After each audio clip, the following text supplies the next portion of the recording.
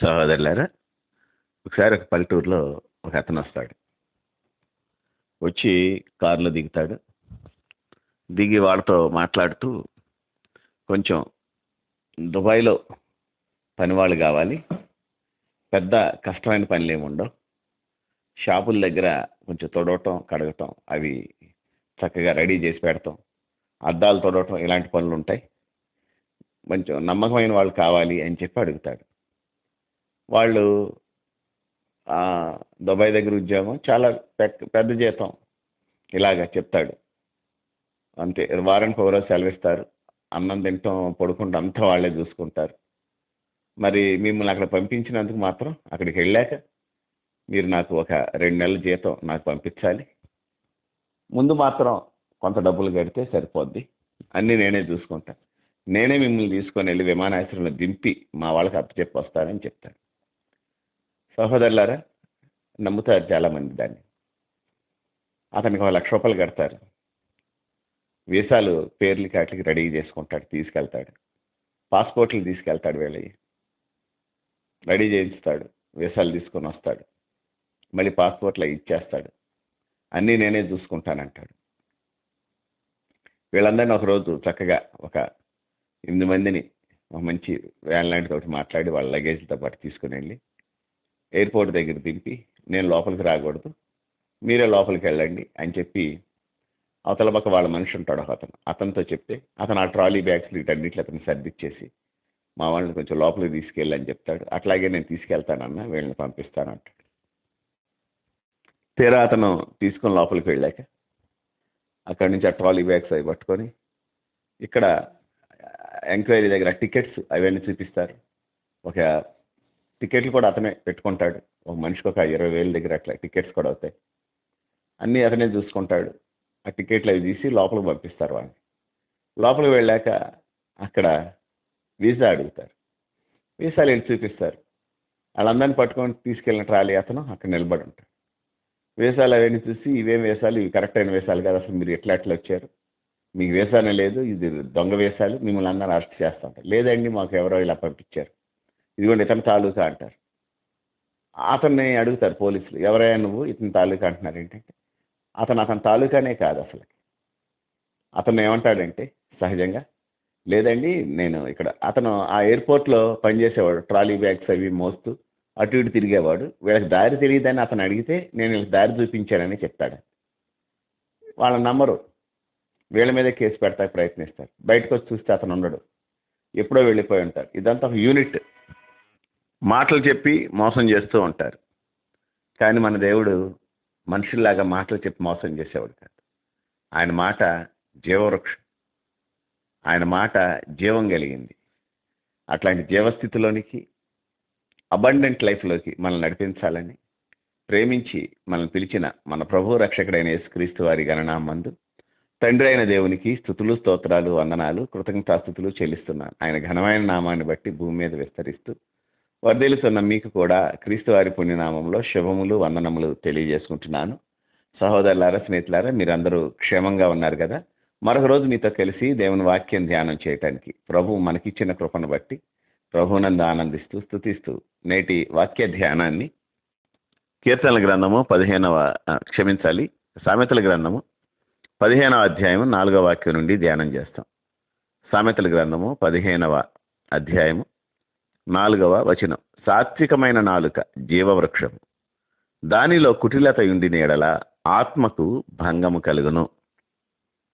సహోదరులారా, నాలుక గురించి గ్రంథం చాలా విభిన్నంగా మాటతో మాట్లాడుతుంటుంది.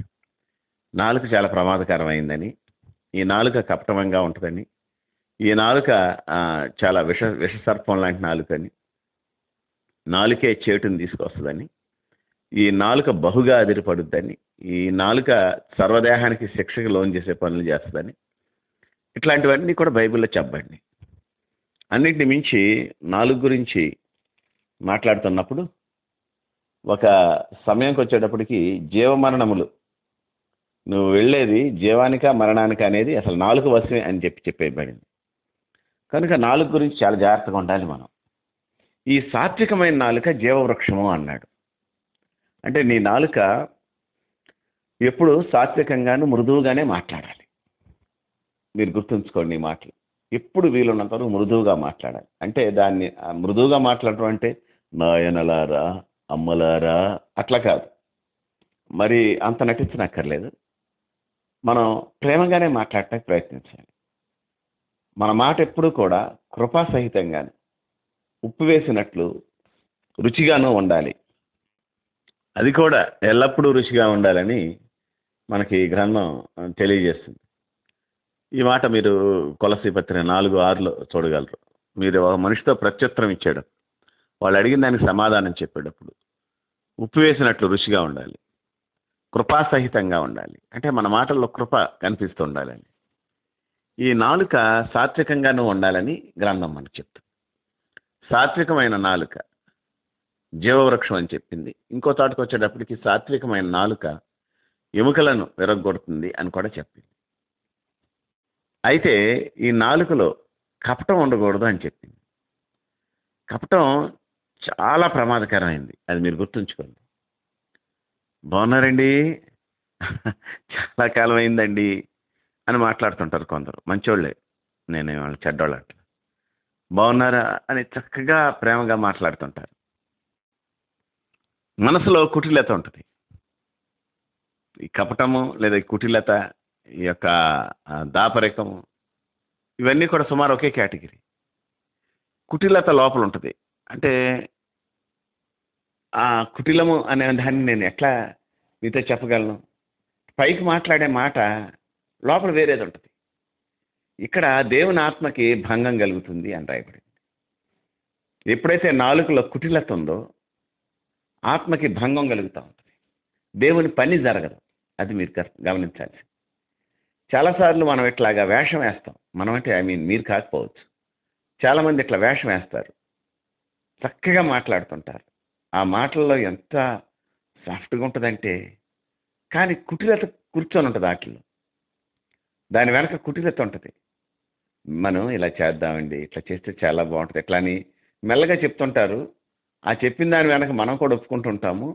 కానీ లాభం ఎక్కువగా పొందేది వాళ్ళే. మనకు లాభం వస్తున్నట్టు ఉంటుంది, పెద్దగా ఏమి ఉండదు. అంతే. ఇక మీరు గమనించండి. ఎప్పుడు ఒక ఆయన వేటకెళ్ళేవాడంట. వేటకెళ్ళి తనతో పాటు అతని స్నేహితుడిని తీసుకెళ్ళాడు. ఇతనికి వేట సరిగా రాదు, కానీ స్నేహితుడు కరెక్ట్గా షూట్ చేసేవాడు. అతనికి ఆసక్తి ఉండేది కాదు. ఇతను ఎలాగోలాగా తీసుకెళ్ళి, నీకు ఇస్తాను రారా, మనందరం పంచుకుందామని చెప్పి అతన్ని తీసుకొని వెళ్ళి అతనితో షూట్ చేయించి కాళ్ళు, తలకాయ ఇవన్నీ కూడాను ఇతనికి ఇచ్చేవాడంట. అసలు భాగాలు అతను తీసుకెళ్ళిపోయేవాడు. ఫస్ట్ ఇతనికే కాళ్ళు తీసేయండి, తల తీసేయండి, ఇడికి ఇచ్చేయండి అని చెప్పేవాడంట. ఈ స్నేహితుడు కూడా పిచ్చేవాడు, అట్లా వినేవాడు, అలా నమ్మేవాడు. కుటిలత చాలా చోట్ల మాటల్లో సాత్వికము, హృదయంలో కుటిలత ఉంటుంది. ఈ కుటిలత దేవుని ఆత్మని భంగపరుస్తుంది. పని చేయనవద్దు దేవుని ఆత్మని. అంతే. ఆత్మకు భంగం కలుగుతుంది అని రాయబడింది. ఈ విధానం మనకి ఏమాత్రం మంచిది కాదు. అసలు క్రైస్తవులకు అసలు మంచిది కాదు. నీ మాట అవునంటే అవును, కాదంటే కాదు అన్నట్లు ఉండాలి అనేదాకా మనందరికీ తెలుసు కదా. దీని తర్వాత మాట ఏంటో మీరు ఏదైనా చెప్తారా? ఏదైనా కాదు, మీ మాట అవునంటే అవును, కాదంటే కాదు అని ఉండాలి. తర్వాత వాక్యం ఏంటి అంటే, చాలాసార్లు మీరు కంటిన్యూటీ దెబ్బతీసుకుంటుంటారు. అట్లా కాకుండా మీరు కొంచెం డెవలప్ అవ్వాలనే కానీ నేను మిమ్మల్ని ఎత్తి చూపటం, ఎద్దేవా చేయటం కాదు. అసలు ఈ వాక్యం బైబిల్ ఎక్కడుంది అంటే మత్తయి సువార్తలో ఉంటుంది. మత్తయి సువార్త 5వ అధ్యాయం 27లో ఈ యొక్క క్షమించాలి 37లో ఈ వాక్యం ఉంటుంది. మీ మాట అవునంటే అవును, కాదంటే కాదు అని ఉండాలి. ఆ తర్వాత వీటికి మించి ఏదొచ్చినా సరే అది దుష్టునికి లేదా అపవాదికి సంబంధించింది.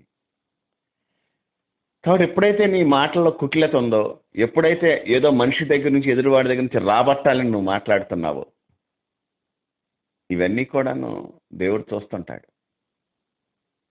చాలాసార్లు అట్లాగా కొందరు ప్రయత్నించి నాకు దూరం అయ్యి, నేను వాళ్ళకు దూరం అయ్యి, చాలా ఇబ్బందులకు గురయ్యి నన్ను ఇబ్బంది పెట్టారు. కారణం ఏంటి అంటే కుటిలంగా మాట్లాడటం. పైకి బాగానే మాట్లాడతాడు, హృదయంలో కుటిలత ఉంటుంది. ఏదో ఉంటుంది ప్లాన్. దేవుని ఆత్మ అక్కడ పనిచేయనివాడు. బాగుపడటానికి చాలా తక్కువ అవకాశాలు ఉంటాయి. ప్రభు ఆత్మని మనం స్వేచ్ఛగా ఉన్నవాలి, లేకపోతే నువ్వు ఇబ్బంది పడతావు, ఇబ్బందిని ఎదుర్కొంటావు. కుటిలత దేవునికి సంబంధించింది కాదు. అవునంటే అవును, కాదంటే కాదని దాన్ని మీరి దాన్ని దాటి మాట్లాడే మాటలు సహోదరుడా ఇప్పుడు నీకు నాకు ఎప్పుడు ప్రమాదమే. ఎవరైనా సరే మనం ఏ స్థాయి క్రైస్తవత్వం అన్నా నాలుక సాత్వికంగా మాట్లాడుతూ లోపల ఏదో ఇంకో ప్రణాళిక పెట్టుకున్నారు అంటే వాళ్ళు ప్రమాదము ప్రమాదము ప్రమాదం. మోసం జరిగిపోద్ది అక్కడ. మనం ఆ మాటలు నమ్ముతాం. ఎంత సాత్వికంగా మాట్లాడతారు, చక్కగా మాట్లాడతారు, తేనె రాసిన మాటలు అంటుంటారు, తీయని మాటలు మాట్లాడతారు, మృదువుగా మాట్లాడతారు.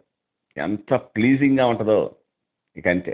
ఏమాత్రం కొంచెం బలహీనుడైనా చక్కగా మాటలు. జర స్త్రీ గురించి రాసినప్పుడు వేశ్యావేషం వేసుకున్నటువంటి స్త్రీ అధికమైన లాలన మాటల చేత అతన్ని లోబరుచుకుంది అని రాయబడింది సామెతల గ్రంథం. చక్కగా మాట్లాడుతుంటే యువతల పక్క నుంచి బెండ్ అయిపోతుంటాడు, ఇకంతే లోబడిపోతాడు. చివరికి దాసుడైపోయి సంఖ్యల్లోకి వెళ్ళిపోయి ఆమె ఇతన్ని ఈడ్చుకొని వెళ్ళింది అని రాయబడింది. వెనక ఉద్దేశం వేరు, చెప్తున్న మాటలు వేరు. ఎంత చక్కగా మాట్లాడుతుందో, ఎంత చక్కగా మాట్లాడతారో. నేను మీతో చెప్పినటువంటి అతను పల్లెటూరుకి వెళ్ళినప్పుడు అతనికి కారు వేసుకొని వెళ్ళి ఉంటాడు. అక్కడికి కారులో దిగిన వెంటనే పెద్దోడు అనుకుంటున్నారు. వీళ్ళు అతనితో మాట్లాడుతుంటే నీ డూప్లికేట్ గాళ్ళు ఇద్దరు ముగ్గురు ఫోన్లు చేస్తారు, స్పీకర్ పెట్టే మాట్లాడతాడు. ఏంటయ్యా, ఏంటి, ఎవరు, బాబు చెప్పు, చూస్తా ఉండవయ్యా, మొన్నగా ఒక బ్యాచ్ని పంపించాను, తొందరపడతావేంటి, అట్లా మాట్లాడుతూ ఉంటారు. వీళ్ళందరూ నమ్మేస్తారు. ఎలాగో డబ్బులు తీసుకొచ్చి ఇచ్చేస్తారు. అందులో టికెట్ ఖర్చులు నాయా అన్నాడు. టికెట్కి 20,000, ఆడిచ్చింది 1,80,000 మిగలట్ల మనిషికి. తర్వాత టోపీ తిప్పేస్తాడు, బోర్డు తిప్పేస్తాడు, అసలు ఏమీ ఉండదు అక్కడ. తీసుకెళ్ళి ఆ ట్రాలీస్ తీసుకెళ్లేవాడికి ఎంతో 10,000 20,000 ఇస్తాడు. నువ్వు ఈ మాట చెప్పు చాలు అంటాడు. వాడు తీసుకెళ్ళి చెప్తాడు, లేదు సార్ అతను ఎవరు అసలు నాకు తెలియదు, నేనెవరు అతను తెలియదు అని అడ్డం తిరుగుతాడు. సహోదరులారా, దయచేసి మనము మన నాలుక చాలా జాగ్రత్తగా ఉండాలి. మరణ దిశగా వెళుతుందా, వేరే దిశగా వెళుతుందా, ఇవన్నీ మనం గమనించుకోగలగాలి. సాత్వికంగా మాట్లాడండి, మృదువుగా మాట్లాడండి, ఉప్పు వేసినట్లు ఎల్లప్పుడూ రుచిగాను కృపాసహితంగాను చక్కని మాటలు మాట్లాడండి, సరళంగా మాట్లాడండి, స్పష్టంగా మాట్లాడండి, పారదర్శకంగా మాట్లాడండి. క్లియర్గా ఉండాలి మీది మాట. అది అంటే ఎట్లా అలా ఉండకూడదు. మొహం మీద కొట్టినట్టు చెప్పమంటలా నేను, మెత్తగానే నిజం చెప్పండి. కుటిలత ఉందా ఆత్మకు భంగం కలుగుద్ది. తర్వాత పర్యవసానాలు చాలా డిఫరెంట్గా ఉంటాయి.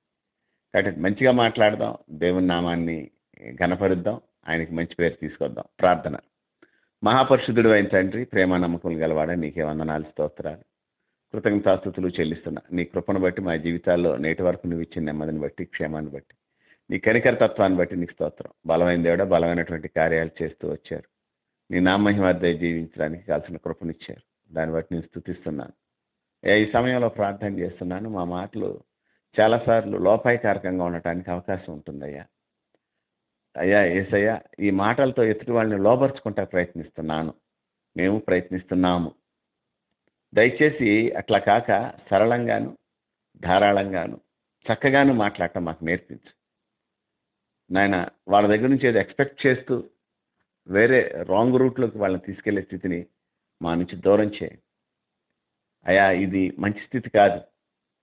నువ్వెప్పుడు సత్యమే మాట్లాడావు. నీ మాటల్లో కుటిలత కానీ, అబద్ధం కానీ, కపటం కానీ ఎక్కడా కనపడ. నతనీయేలు జీవితంలో కపటం లేదని చెప్పావు నాయన. అట్లాంటి జీవితాలు మాకు దయచేయండి. కపటము, కుటిలత, వేషధారణ లేని స్థితిలో నిన్ను గణపరచడం నేర్పించు. ఈ విషయంలో మేము మారాలని ఇష్టపడుతున్నాం. మాకు మార్పును దయచేయమని యేసుక్రీస్తు వారి పుణ్యనామమున కృతజ్ఞతలు చెల్లించి వేడుకొంచున్నాము తండ్రి. Amen, amen, amen.